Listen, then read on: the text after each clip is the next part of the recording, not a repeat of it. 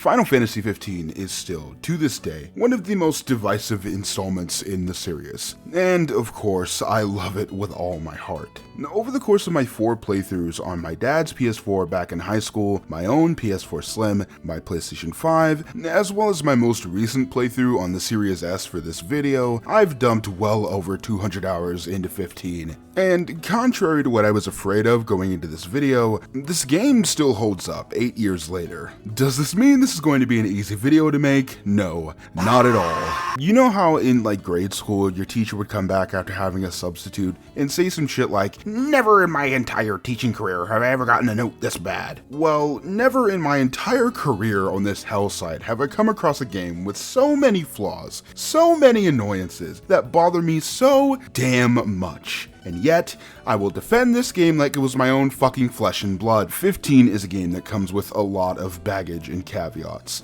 Too many for most. And I honestly can't really blame them. Over the course of this and the next video, because yeah, this shit is too fucking big, I had to chop it into 2 separate parts, you will begin to understand that this game is legitimately cursed. But to properly explain why 15 is so... 15, I need to give you some backstory. In 1987, I'm kidding, of course, if I have to hear another YouTuber tell me about the development of the first Final Fantasy game, I'm actually going to fucking... But all jokes aside, I do need to retell the tumultuous development of Final Fantasy XV as fast as I possibly can. In 2006, Square Enix announced that their next mainline Final Fantasy, XIII, would be a part of a sub-series with 2 spin-offs set in the same universe, known as the Fabula Nova Crystallis. Similar to the Final Fantasy VII compilation and the Evenis Alliance, if that's how you fucking pronounce it. I wouldn't know, I haven't played 12. These 2 spin-offs were known as Agito 13, a PSP action RPG directed by Hajime Tabata, the director of Crisis Core and my personal hero, and the other was Versus 13, a grand-scale PlayStation 3 exclusive directed by the one and only Tetsuya Nomura, the main character and monster designer for the series since Final Fantasy V, the creator of the entirety of Kingdom Hearts, as well as the fire in my loin. All of this sounds like a great concept for a new sub-series meant to entice completely different fans across different platforms. Because even though 13 and Versus were both going to be released for the PS3, the latter was a completely different kind of Final Fantasy. From what little we know, it was going to have a very, very dark story with the entire kingdom of Insomnia worshipping the goddess of death. It was going to have a much more modern setting, with the city being visually designed after Shinjuku, and the main party was even wearing some very Nomura-esque streetwear. But there were a few snags for both Versus and 13. It's since been revealed that 13 was going to be on the PS2, but development eventually shifted to the PlayStation 3, costing the team well over a year of dev time. Then the new proprietary engine made solely for development on 13, known as Crystal Tools, caused significant delays, postponing the game's release even further. Meanwhile, Versus wasn't doing much better at all. Its development had been halted to make way for 13, according to Nomura. But as time kept passing by, the situation seemed more and more dire. Eventually, 13 finally released in 2009 and 13-2 in 2011, and yet, there was still no release date for Nomura's game. Hell, Versus hadn't even begun full production, once again according to Nomura himself. The man is self-reporting. Mind you, the first trailer for Versus released in 2006. That is 5 years on ice. Agito 13 was announced at the exact same time and was already released back in 2011 under the new name Type 0. An absolute masterpiece of a PSP game, our hero Tabata strikes again. Versus was effectively on life support, with gameplay images shared in Japanese magazines like Famitsu, as well as the occasional trailer being released. But unsurprisingly, 6 years after its initial announcement with very little substantial progress, the game had kind of been internally cancelled in 2012 since the next-gen systems were right around the corner, rendering a last-gen exclusive game obsolete in the minds of Square.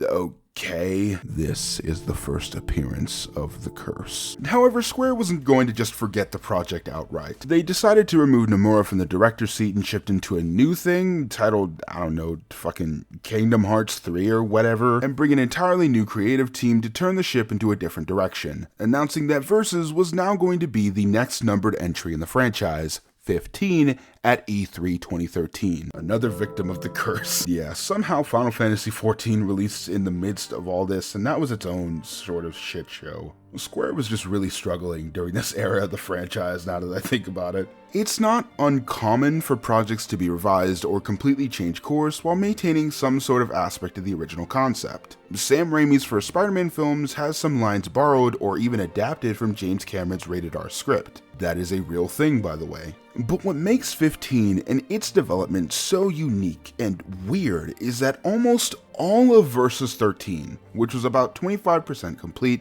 would be taken and reintegrated into 15, but with an entirely new vision with my hero Hajime Tabata taking over directing duties, as well as a new story. Even the music that was complete for Versus was used in 15, which explains the Kingdom Hearts sound of the battle themes since those were composed by longtime Nomura collaborator Yoko Shimomura. Even this very small 5-second POV shot of a young Noctis running to hug his dad was reused in 15.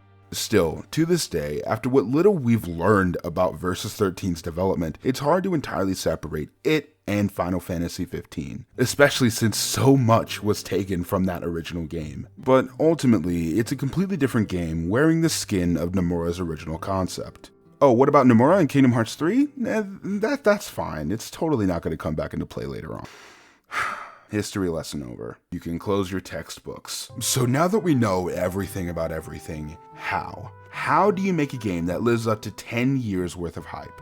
Simple answer, you don't. For the past 8 years, 15 has been criticized for a myriad of issues. Some are ridiculous, most are valid, all of which we're going to get into.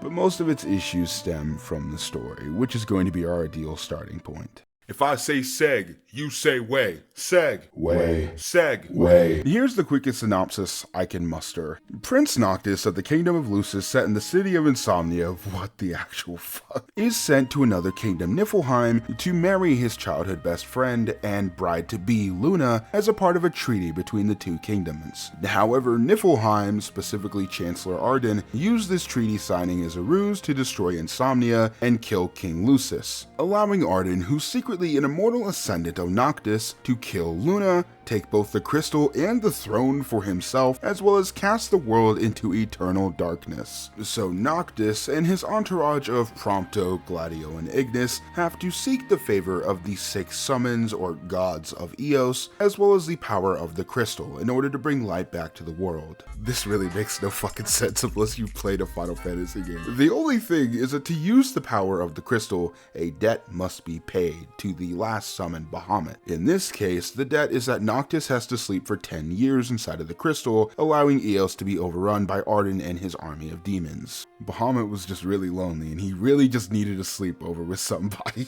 Eventually, Noctis returns from his long slumber, spends a final day with his friends, and then sacrifices his life to stab Arden in the dick, returning the world back to normal and dying in peace alongside Luna. Fucking hell. There's some smaller plot points and characters that I didn't mention, like Gentiana, who's eventually revealed to be the summoned Shiva, nor others like Aranea, Kor, Ravis, and Cindy, all of which kind of play a quintessential part of the story. But for the most part, that's the gist of the narrative. 15's story is best described as quaint. For a modern Final Fantasy game, it's awfully simple and very short, only coming in at about 16 or so hours without rushing. Usually there's some sort of organized religion or themes of faith to be had here, but there's not really any of that. But what I personally really love about Tabata's games is the characters. The games that he directs excel when it comes to the interpersonal connections made with the main party, and I adore the main cast of 15. They're the strongest part of the game, hands down. It's pretty much the one thing that everybody can agree upon. That friendly road trip feel is one of the most unique parts of what makes 15 what it is, and helps it to stand out amongst all the myriad of other fucking games in this franchise. Even though the open world is completely missing from the second half of the story, the bond that our 4 boys have is the heart and soul of the game, which is exactly what you want in any sort of party-based RPG. Arden is such a good villain, and the twist that not only was he behind everything, but that he's an immortal Lucian who was never able to become king is such a good reveal near the end of the game. I will never forget how surprised I was by that reveal the first time around. He doesn't have a ton of screen time or a real clear-cut goal besides fucking with Noctis and eventually becoming king, but it helps that I enjoyed Darren DePaul's performance a ton. The same man who voiced J. Jonah Jameson in the Insomniac Spider-Man games? That guy's got range. I appreciate how much the dev team just allowed Arden to be just a sick fuck, turning Ravis into a demon and making Noctis fight him, or him stringing up the corpses of Noctis's friends and family over the throne. Seeing a decaying King Regis and Luna just strung up by chains was so fucked up. But then there's the guy from Kingsglaive. I think he's voiced by Aaron Paul. I don't know why he's really here. I didn't like Noctis very much, my first, second, or really third time playing the game. He's not a particularly interesting character, but he's not really supposed to be. In the universe, Noctis is like 19. He's supposed to be apathetic, a bit standoffish, and even a little whiny. It's what makes his arc of accepting his place as the King of Kings so important. Over the course of the game, and especially after the 10-year time jump, Noctis begins to become more reserved but firm, caring but calm, very much like his father. And it's here where the dev team did something particularly interesting.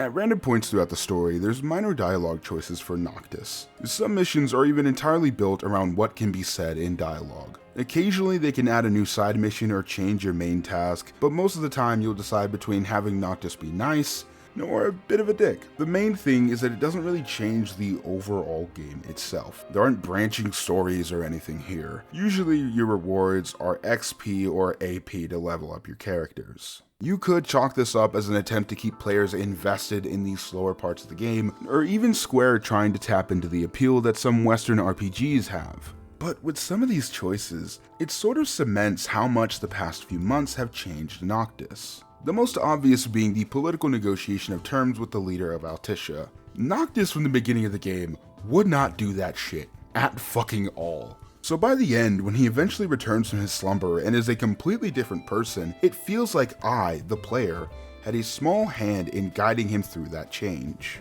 It's brilliant. I love it when games are able to tell their stories through gameplay.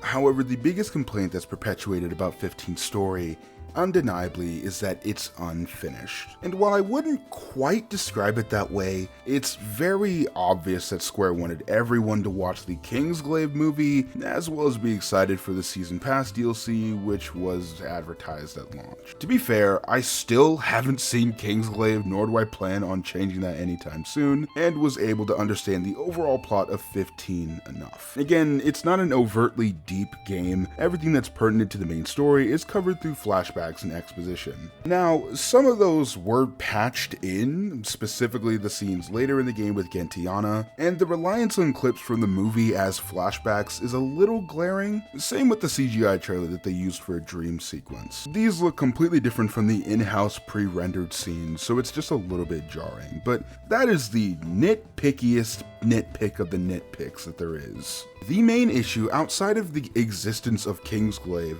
is that each of the other party members have entire character arcs that start off screen. Gladio just ups and leaves the party following the Titan fight, Ignis loses his eyesight in Altissia, and Promptos is the most glaring since he's knocked off a train by Arden and goes missing for 3 chapters, only to come back right before the time jump, now having learned that he's an Imperial Magitech dude.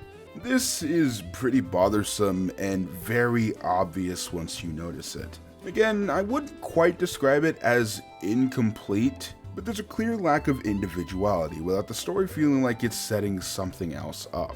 I don't mind single-player games having DLC or expansions, but it would have been nice if 15 felt a lot more independent. While Gladio's arc about learning to be Noctis' shield is the most frustrating in the main game since that really does happen off-screen, and it never really feels like it ever gets resolved, the game still covers the other 3's arcs well enough, and concludes them in short but natural ways amongst the group throughout the conclusion of the 3rd act. It's one of the reasons that the ending scene chokes me up so fucking much.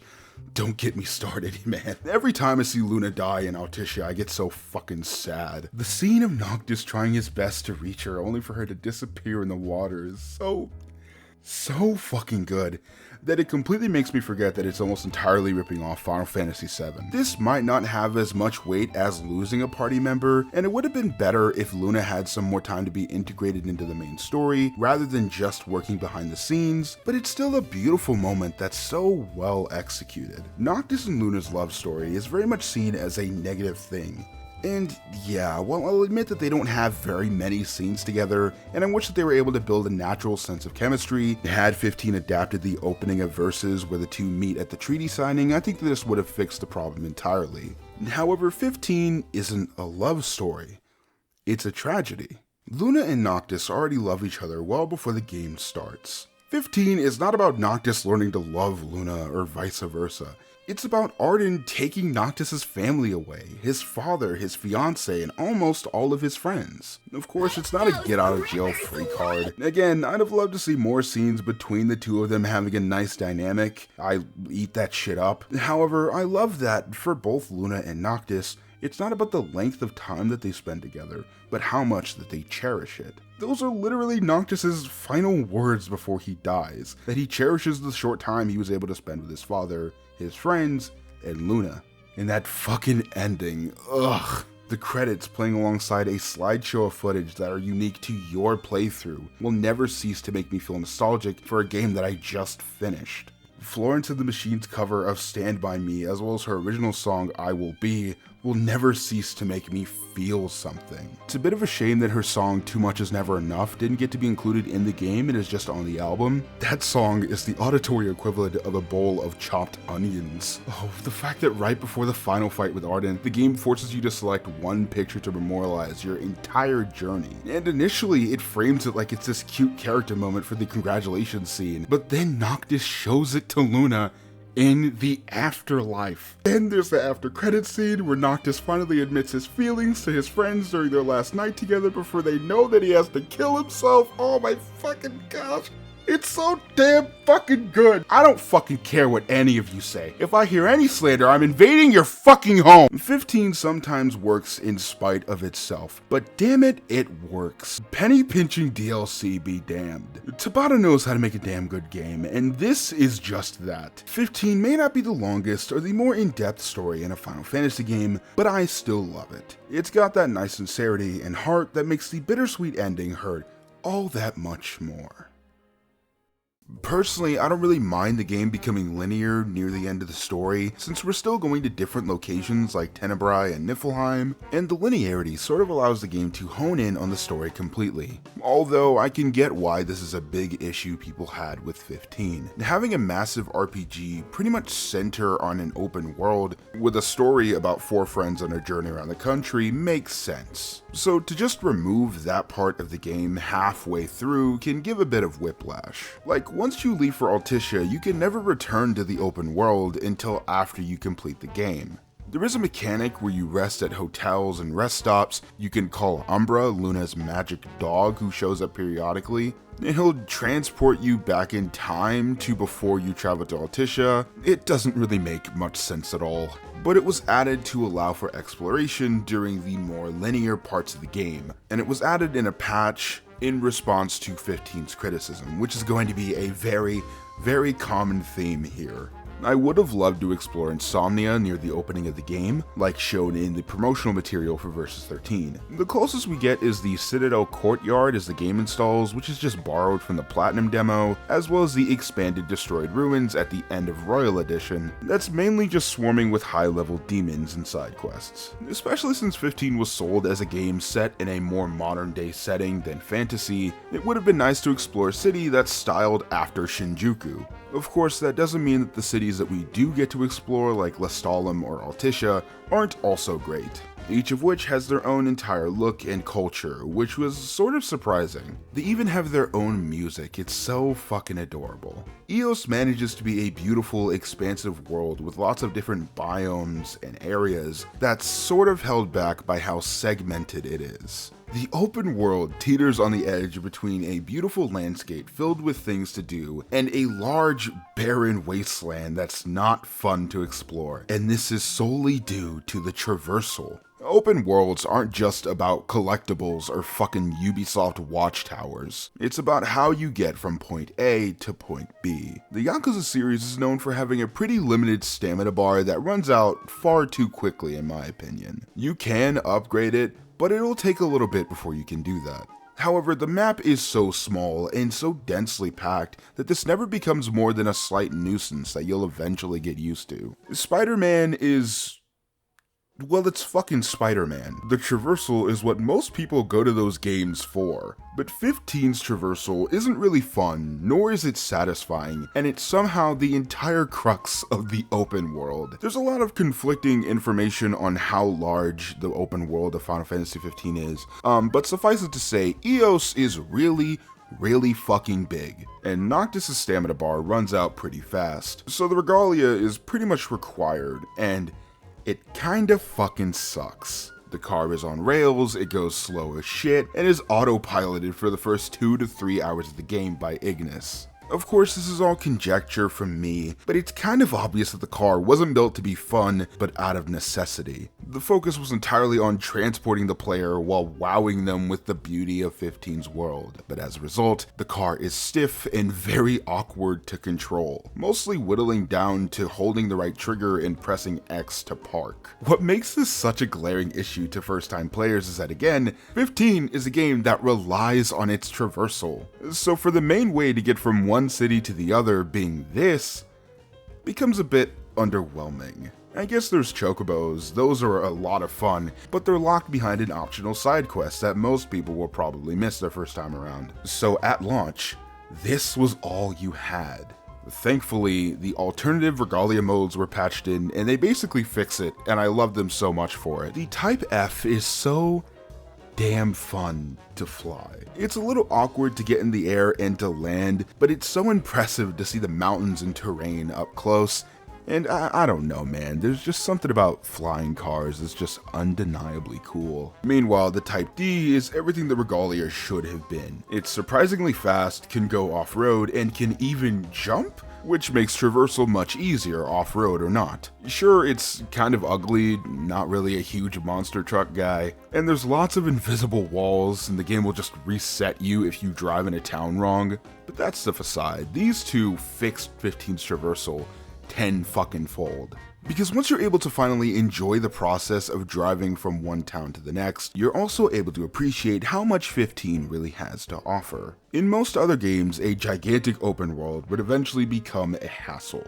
but I kinda love how much 15 just leans into how big it is with its gameplay systems. Of course, there's a day-night cycle where demons come out once the sun goes down, enticing lower level players to find somewhere to stay until dawn. But once you're level 40 or 50 and have weapons like the Ring of the Lucy, which completely obliterates lower level enemies in one shot, you can pretty much ignore the system and go out whenever you want. Except, instead of automatically leveling up, when you obtain XP, you can only go up in levels when your party rests for the night. It's a great way to entice players, regardless of skill or level or difficulty, to interact with other mechanics like camping, cooking, and Pronto's pictures, all of which would be overlooked by most in a different game. And it's done in a way that is so damn satisfying. Let me put it this way, if GTA or Saints Row asked me to fill up my fucking gas tank, I'm chucking that disc out of the window. But when 15 does it, it feels like the game is forcing me to look away from the long list of quests that I have to do and smell the roses.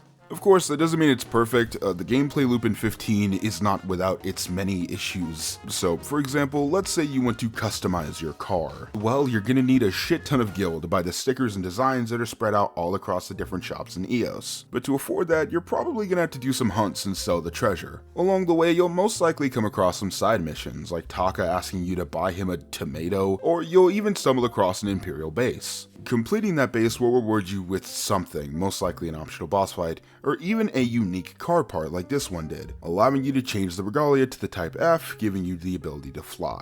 this is pretty much what you're going to be doing outside of the main story. Despite what I'm going to say, this sort of extra content was able to keep me investing more time into 15. Every RPG has stuff like this. Kingdom Hearts has optional bosses, past Final Fantasies have ultimate weapons, but while 15 has both of those, especially with the Royal Edition update, majority of the side content whittles down to fetch quests or kill the thing. Occasionally you'll come across one with a bit more depth or character focus, like gardening with Iris, helping Prompto confess to Cindy, or even cooking with Ignis, something that I've never come across before in this game. But those are few and far in between, or are even co-opted by marketing. This is going to be really short. The amount of in-game marketing 15 has is fucking insane, and I feel like the FCC is going to shit themselves. Between Cup Noodles getting an in-game store, an outfit, and a side quest, Coleman having branded chairs at every single campsite, and even Luna's dress being made by Vivian fucking Westwood.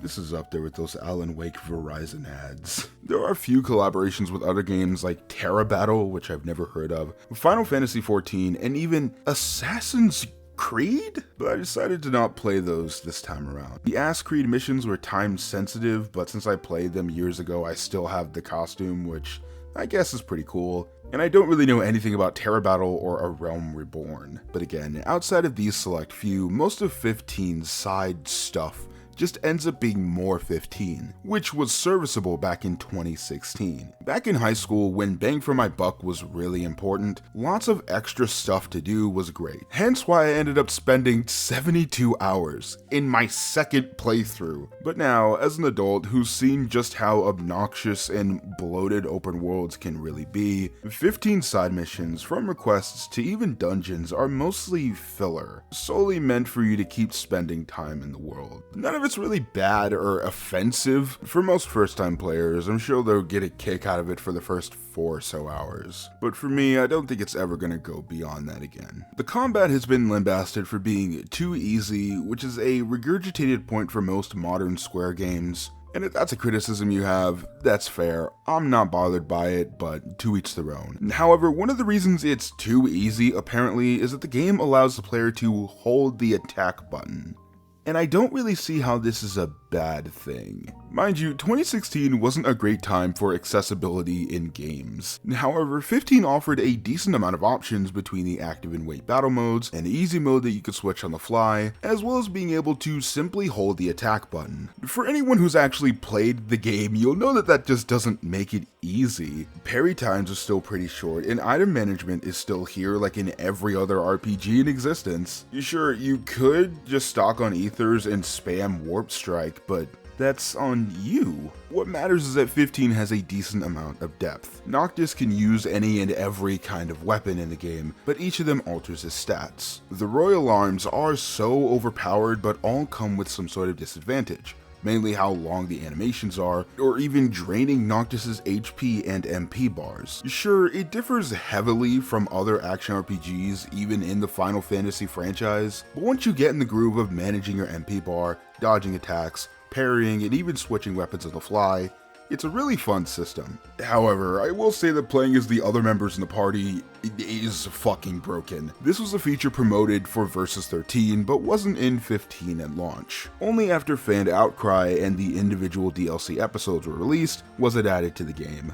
The thing is, I think Square deadass just dragged and dropped the build from the DLCs into the main game. And those DLCs are sold entirely on being solo adventures with little to no party at all. So Gladio, Prompto, and especially Ignis are unbalanced as shit in the main game and can completely sweep even bosses on their own. I do appreciate that they have their own playstyles. Gladio is more of a hack and slash game, Prompto is a shooter, and Ignis is a black magician who's just also fast as shit. You could just spam attacks with Ignis and just win fast as hell. And Prompto's grenade, assault rifle, and rocket launcher refill very fast. So yeah, if you want to win, just upgrade it to where you can switch party members very early on in the game. I will say that I'm not too keen on the magic system in 15. In almost any RPG, when you gain a skill, it sticks with you permanently. Here you have to obtain magic flasks, which are permanent. You have to absorb elemental resources near camps, and craft them into skills that you can use.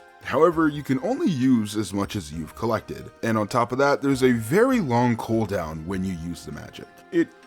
It kind of fucking sucks. The upside is that the system allows you to create different kinds of spells very early on in the game, like heal cast or tri-cast. I just wish that you were able to do that skill on top of having a standard system of obtaining magic and leveling it up over the course of the game. 15 is fun. It's fun to play, which is the most important for any game at all that's kind of self-explanatory. Most of the main missions are big action set pieces, all of which I really enjoyed replaying. Destroying the airships while in flight, escaping Titan, the fucking Warthog run near the late game, which I didn't expect at all, and the same goes for pretty much all the boss fights. The bosses in this game definitely focus on spectacle as opposed to difficulty. Save for Aranea or Ifrit, I can't think of many bosses that you fight regularly one-on-one in combat. But even after blocking Titan's foot time and time again, or seeing the Leviathan set piece over and over, the game is still able to get me hyped as fuck with Yoko Shimomura's soundtrack and the great performances from the main voice cast. Even the final boss with Arden was more spamming buttons and dodging rather than normal combat.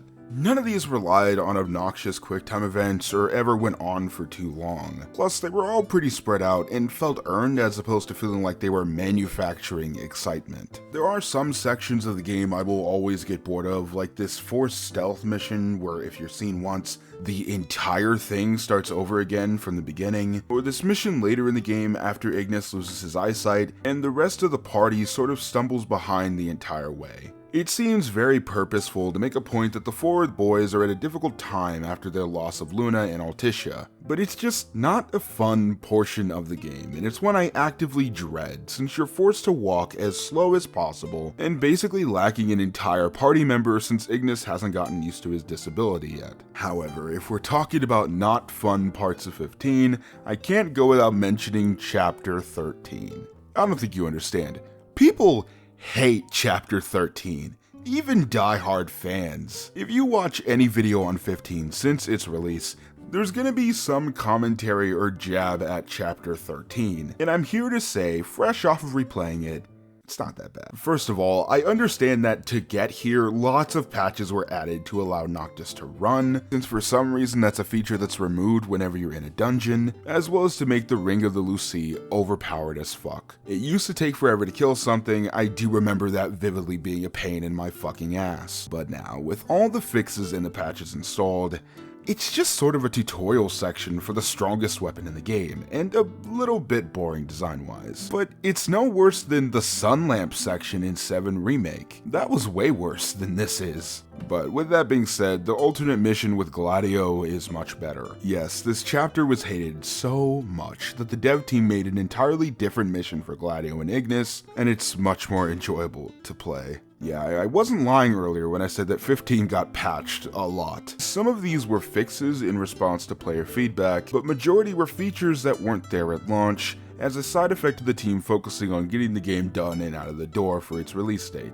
An issue we've seen become more and more prevalent as time has gone on. But in the year of our Lord 2023, there's so much added stuff that it almost feels like a different game. And that's mostly due to the Royal Edition, something I've mentioned sparingly here or there. Royal Edition is Square's big definitive release of 15 that came out all the way back in 2018, right before more DLC was released. Why would you release a definitive edition of a game if you had more content planned? I don't know. I really fucking don't. Weird business decisions aside, Royal Edition adds a shit ton of stuff to 15. Oddly enough, most of it is in Insomnia at the very end of the game. Mainly a much bigger city to explore with side missions and bosses, new story moments to tie into Comrades, which I will get to Comrades in the next video, oh my fucking gosh. A boat you can use to explore the sea, as well as a first-person mode. First-person feels very tacked on. It almost plays like a fan-made VR mod played without the headset. Like,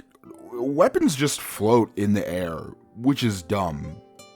Really dumb. I do appreciate that it tries to not be disorienting by keeping the camera still, and even switching to third person during more action-heavy moments. Plus, it's useful for getting some nice looks at Eos, and I guess it's fine that it's here. I'm just not really sure who it's for.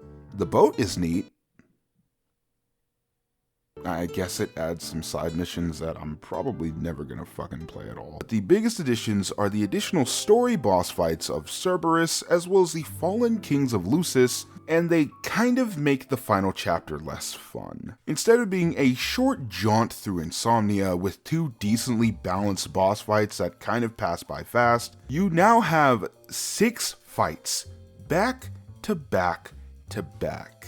I will say, I appreciate how much was put into fleshing out the world after the time jump, and despite what I have to say about Comrades in the future, the expansion that everybody fucking ignores, I like that there is integration with both that as well as the Brotherhood anime of all things. I don't really mind the idea of a bigger city or new boss fights. The issue is that the boss fights are not balanced at all. On normal difficulty, you can tell blindfolded who was in the base game and who was added for difficulty's sake in Royal Edition. It also somewhat messes with the pacing in my opinion. I was fine with the original ending. It was short but sweet. The focus was on the satisfaction of defeating Arden, and the additions, while not outright bad, legitimately make me wish that there was some sort of toggle for Royal Edition bosses. I don't know, more content don't equal bad, but much like Persona or any other game that gets expanded with new additional story content, it's just different. Back when 15 was released, it was common to see a lot of hardcore fans, like a fuck ton of them, say that 15 isn't a good first Final Fantasy because it isn't like the other ones, mostly due to the open world and the action RPG combat. And even after games like Stranger of Paradise 7 Remake and even Final Fantasy 16 have been released, it's still not an uncommon thing to hear nowadays. But now that the mainline numbered games have officially moved on, there's a whole new crowd of people saying that Final Fantasy 16 or even 7 Remake are everything that 15 should have been, with comparison videos showing a semi-linear PS5 game from 2023 up next to an open world game from 2016 released on hardware from 2013. Now, I don't want to sound like I'm disrespecting people's opinions.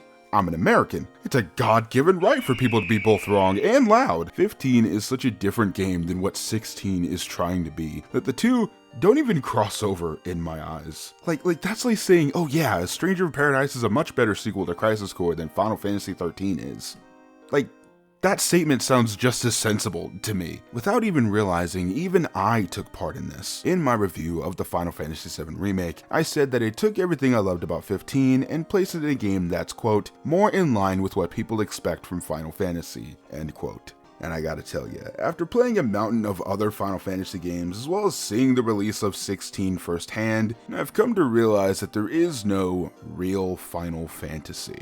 I understand that the phrase, it's a good game but not a good blank game, is in reference to something that completely negates the soul of the original property. Like if Batman became a fucking serial killer. And that's not to say that you can't have your own personal idea of what a franchise or a series should be. However, with an entity like Final Fantasy, it's a completely different ballgame. There are only 16 mainline games that have been released in the past 36 years the franchise has existed. Hell, I'll make it more interesting and count direct sequels, bumping the number up to 20. And there are 40 spin-off games, not counting Kingdom Hearts, the Mana, or the Saga series at all. And I'm like 70% sure that I missed something else along the way. Any Final Fantasy has the ability to be someone's first game in the series. And with a franchise this big, that spans sub-series after sub-series, genre after genre, with credit for creating so many other culturally significant RPG series, there is no universal understanding of what Final Fantasy is,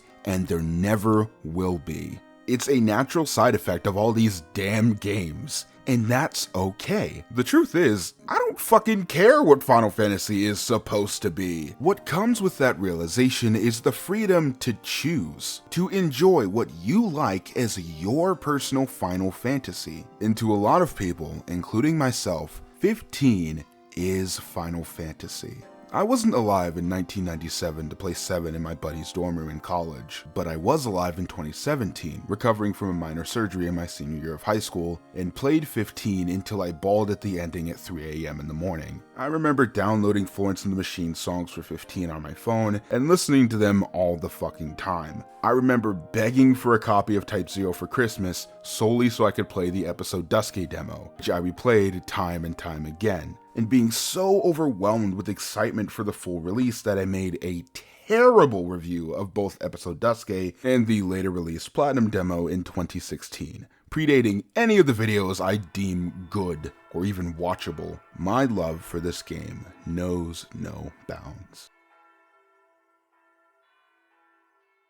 15 is a testament to the statement that any game that's seen the light of day deserves some level of praise, because fuck is game development hard. That doesn't mean it's without its valid criticisms. Some of the additional content or gameplay systems feel very undercooked. Certain creative decisions make no fucking sense, like removing Noctis from the action in Insomnia in place of Square's third attempt at a Final Fantasy movie, and Square should have never treated its mainline Final Fantasy game as a live service title. I really don't think that you understand how much post-game content was made. This second video is gonna be fucking ridiculous. Also, I fucking hate the fishing minigame. I never mentioned it in the review because I never fucking played it after my first playthrough, and I've never regretted that choice. And with all of what I said in mind, 15 will always mean the world to me. It's the ending to the unofficial Tabata trilogy. It was my first Final Fantasy game that I ever rolled credits on, and it's still, after all of the games I've experienced in the 7 odd years since I first played this, or all the videos I've made since then, 15 is still a fun game. I understand that to a lot of people, this robbed them of verses. But if you're ever able to put the strenuous development aside, as well as the ridiculous business decisions from Square, I think you will find a flawed but great game.